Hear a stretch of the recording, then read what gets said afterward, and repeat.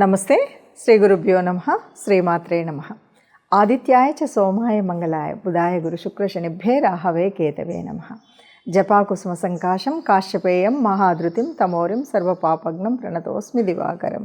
ప్రతి మాసంలో చెప్పుకునేటువంటి మాస ఫలితాలు. అయితే ఈ మాసం ప్రత్యేకించి జనవరి మాసం. జనవరి అనగానే మనకు ఆంగ్ల కాలమాన ప్రకారంగా సంవత్సరం మారుతుంది.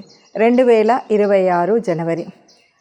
మనకు ఎంతగా మన శాస్త్రంలో సనాతన ధర్మంలో మనకు ఉగాది నుండి మొదలుపెట్టేటువంటి సంవత్సరం అయినప్పటికీ గ్రెగేరియన్ క్యాలెండర్ ప్రకారంగా ప్రపంచవ్యాప్తంగా జనవరి 1 అనగానే కొత్త సంవత్సరం అనుకునేటువంటి పరిస్థితి ఉంది. కనుక మరొకసారి ప్రేక్షకులందరికీ కూడా నూతన సంవత్సర అంటే ఆంగ్ల నూతన సంవత్సర శుభాకాంక్షలు తెలుపుతూ ఈ సంవత్సరంలో మొట్టమొదటిగా వచ్చేటువంటి జనవరి మాసం ఫలితాలు ఎలా ఉంటాయో చూద్దాం.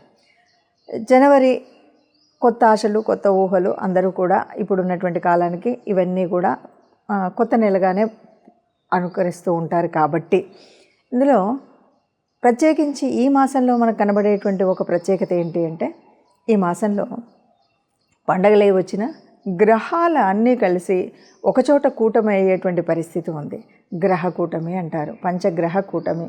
ఇది మనకు జనవరి మాసంలో 16వ తారీఖు తర్వాత మకర రాశిలో అంటే సహజ సిద్ధమైనటువంటి దశమ భావంలో ఈ గ్రహ కూటమి ఉండడం వల్ల కూడా ఈ జనవరి మాస ఫలితాలు కొందరికి, కొన్ని రాశుల వారికి అద్భుతంగాను, మరికొన్ని రాశులకు సమాంతరంగాను, మరికొన్ని రాశులకు కాస్త కష్టంగాను అనిపించే విధంగా ఉంటాయి. సరే, మరి ఆ విధంగా చూస్తూ ఒక్కొక్క రాశికి ఏ రకమైనటువంటి ఫలితాలను ఇస్తాయి, వాళ్ళకి ఉద్యోగ, వ్యాపార, వ్యవహారాలన్నింటిలో కూడా అంటే పిల్లలైతే చదువు సంధ్యలు, పెద్దవాళ్ళైతే వాళ్ళు చేసేటువంటి నిత్య కార్యక్రమాల్లో ఈ మాసం అంతా కూడా ఎలాంటి ఫలితాలు వస్తాయి, ఈ ఫలితాలు అంటే దుష్ఫలితాలు ఉన్నట్టయితే అవి ఉండకుండా ఉండడం కోసం ఏం పరిహారాలు చేసుకోవాలి, అలాగే మామూలుగా కొంచెం సమస్థితిలో ఉన్నట్టయితే వాటిని వృద్ధి చేసుకోవడం కోసం ఎలాంటి దైవారాధన చేస్తే అది వృద్ధి అవుతుందో తెలుసుకుందాం. రెండవ పక్షం అంటే కన్యా రాశి వారికి జనవరి మాసంలో 16వ తారీఖు నుండి 31వ తారీఖు వరకు 2026లో ఎలా ఉంటుంది అంటే, ఇక్కడ చాలా చేంజెస్ కనిపిస్తాయి. మొదటి పక్షంలో మనం చేసినటువంటి ఆ పునాదులు ఏదైతే ఉన్నాయో అవి గట్టిపడడానికి మంచిది. ఎందుకు అంటే ఇక్కడ రవికుజులు మారేసరికి అర్ధాష్టమ కుజదోషం, ఈ అర్ధాష్టమ కుజదోషం అనేది పోతుంది. తర్వాత పంచమ స్థానంలో శుక్ర బుధులు ఉండడం వల్ల బుద్ధి ప్రచోదనం జరుగుతుంది. నిన్నటి వరకు ఏ ఆలోచన స్థితి సరిగ్గా లేకుండా ఏం చేయాలి, ఎట్లా చేయాలి అనేటువంటి ఒక కన్ఫ్యూజ్డ్ స్టేజ్ ఏదైతే ఉందో అది మారిపోతుంది. ఆలోచన వస్తుంది, ఇది ఇలాగే చేయాలి, ఇలా చేస్తే నేను గెలుస్తాను, ఇలా చేస్తే నేను పైకి వెళ్తాను, ఇలా చేస్తే నేను బాగుపడతాను అనేటువంటి ఒక బుద్ధి ప్రచోదన మాత్రం జరుగుతుంది. అనుకున్న పనులన్నీ కూడా చక్కగా జరగడమే కాకుండా మీరు చేయాలనుకున్న దూర ప్రయాణాలు ఏవైతే ఉన్నాయో ఇది చాలా ఉపయోగకరమైనటువంటి సమయంగా చెప్పొచ్చు. ఏ పని మీద మీరు దూర ప్రయాణాలు చేయాలనుకున్నా కూడా అది చక్కటి సత్ఫలితాలను ఇచ్చేటువంటి సమయంగా మనం చెప్పొచ్చు. అంతేకాకుండా ఇక్కడ మీరు చేయాల్సినటువంటిది ఏంటి అంటే, కాస్త మీరు బద్ధకాన్ని మాత్రం వదలాలి. బద్ధకం లేనట్టయితే ఏ పనైనా కూడా సవ్యంగా చేయొచ్చు.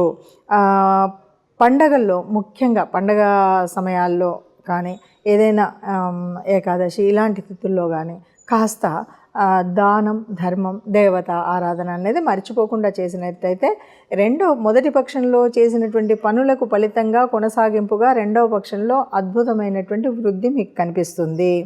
ఇక ఇది ఏదైనా తప్పనిసరిగా జరుగుతుంది. కానీ దీనికి తోడుగా సుబ్రహ్మణ్య ఆరాధన అన్నది మంగళవారాల్లో తప్పనిసరిగా చేసినట్టయితే కన్యా రాశి వారికి ఉన్నటువంటి ఆ బుధగ్రహ, రాశ్యాధిపతి అయిన బుధగ్రహం మంచి మేధకు ప్రచోదన కలిగేటువంటి సమయంగా చెప్పుకోవచ్చు.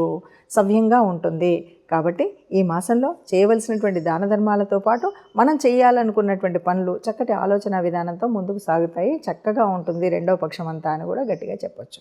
ఏది ఏమన్నా గ్రహ సంచారం అనేది మన చేతిలో ఉన్నటువంటిది కాదు.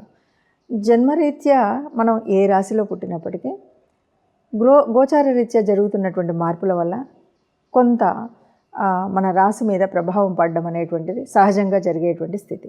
మరి ఇలాంటి పరిస్థితుల్లో గ్రహస్థితి ఇలా ఉంది, మరి ఇంతేనా అంటే ఒక మాసంతో జరిగేటువంటిది కాదు పూర్తి జీవితం.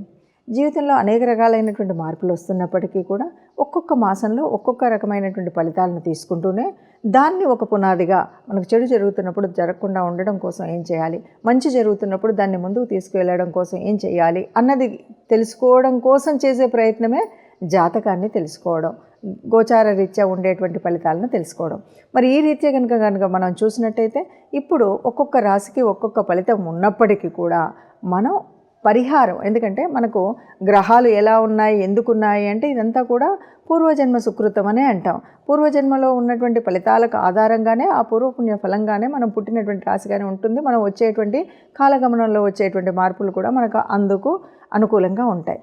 కాబట్టి మనం చేసే పాపపుణ్యాల మీద, మనం ఇప్పుడు చేస్తున్నటువంటి పుణ్యాల మీద మన ఫలితాలను సర్దిద్దుకునేటువంటి పరిస్థితి ఉంటుంది. దేనికైనా సరే ఎప్పుడూ కూడా గ్రహాల అనుకూలత ఉండాలి, దైవ అనుగ్రహము ఉండాలి. కాబట్టి మనం ఈ మాసం అంతా కూడా జనవరి మాసం అంటేనే మనకు మొదటి పక్షం అంతా కూడా మనకు తెలిసినటువంటి విషయమే. విష్ణుదేవుడి ఆరాధన చేస్తూ ధనుర్మాసాన్ని పూర్తిగా చేసుకుంటూ గోదాదేవి కళ్యాణంతో విష్ణుమూర్తి, గోదాదేవి, శ్రీరంగనాథుడు, గోదాదేవికి కళ్యాణం చేస్తూ ఉంటాం కదా. ఈ కళ్యాణం వరకు కూడా నిత్యం ఆ విష్ణు సహస్రనామం అంటే మొదటి 15 రోజులు విష్ణు సహస్రనామం చేసుకోవడం. అందులోనూ మళ్ళీ ఇంకొక ముఖ్యమైనటువంటి విషయం ఏంటంటే ఈ మాసంలో వచ్చేటువంటిది వైకుంఠ ఏకాదశి.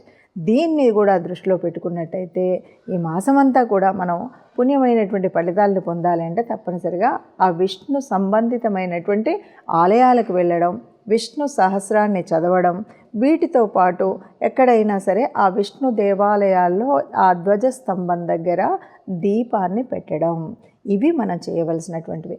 వీటితో పాటు విష్ణు సంబంధితమైనటువంటివి కనుక ఇక్కడ ఏదైనా బుధవారాల రోజులో కానీ, లేకపోతే మనకి ఇప్పుడు వచ్చే వైకుంఠ ఏకాదశి రోజు కానీ, లేదు ఈ పండగ 3 రోజుల్లో మనకి వచ్చేటువంటి భోగి, సంక్రాంతి, కనుమ, ఈ 3 రోజుల్లో కానీ మీకు తోచినంత, మీరు చేయగలిగినంత దానం, ధర్మం ఈ రెండింటిని కనుక చేసినట్టయితే ఈ మాసంలో మీకున్నటువంటి అనేక రకాలైన చెడు ఫలితాలు ఎవరికి ఏ రకంగా ఉన్నా కూడా పూర్తిగా తొలగిపోయి ఈ అడ్డంకులన్నీ పోతూ హాయిగా ఉండగలుగుతారు.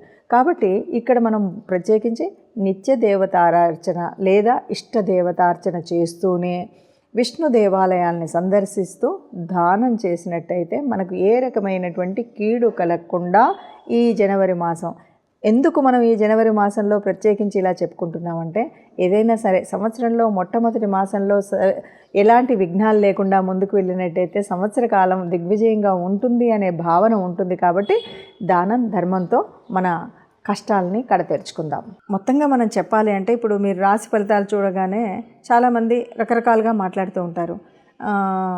అంటే ఏదో గ్రహస్థితి అన్నారు, మళ్ళీ ఏదో చెప్పారు, ఇది ఇలా కాదు మాకు ఇలాగే జరిగింది అంటే కొంతమందికి 3 రకాలుగా మనం చెప్పచ్చు. ఒకటి ఏంటంటే మన పూర్వ పుణ్య ఫలితాల్లో దాన్ని మనం బేరేజ్ వేసుకుంటూ వెళితే మన పాపకర్మల్ని వదిలించుకుంటూ వాటిని బ్యారేజ్ చేసుకుంటూ వస్తున్నటువంటి స్థితిలో కొంత కష్టం నష్టం అనేటువంటిది కనిపించేటువంటిది ఒక పద్ధతి.